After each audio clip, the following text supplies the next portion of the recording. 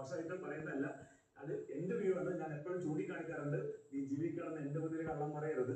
എനിക്കറിയാം അതിന്റെ ഗെയിമാണെന്നും സ്ട്രാറ്റജിയാണെന്നും. അപ്പോ ഈ വൈൽഡ് കാർഡ്സ് വന്നപ്പോഴും അവര് പോലും ടാർഗറ്റ് ചെയ്തത് എനിക്ക് തോന്നുന്നു അനീഷിനായിരുന്നു തോന്നുന്നുണ്ട്. അപ്പോ പുറത്തപ്പോ അനീഷിന് അത്രത്തോളം ഫാൻസ് ഉണ്ടാവും. അതില അനീഷേട്ടനെയാണ്.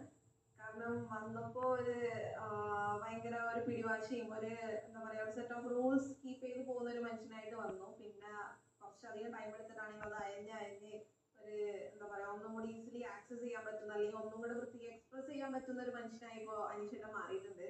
അപ്പൊ മൊത്തത്തിൽ വെച്ച് നോക്കുമ്പോൾ ഒരു ഗെയിം ആണെങ്കിലും ഗെയിമിലെ കാര്യം അവിടെ അപ്പൊ തന്നെ വിട്ടിട്ട് പോരും. എന്താണെങ്കിലും ഇപ്പൊ ഞങ്ങൾ തമ്മിൽ ഇതുണ്ടായിരുന്നു. അപ്പൊ അതൊക്കെ ഗെയിമാണ്. അങ്ങനെയൊക്കെ പറഞ്ഞു നിൽക്കുന്ന ആ ഒരു സ്പിരിറ്റ് ഉണ്ട് അനീഷേട്ടന്.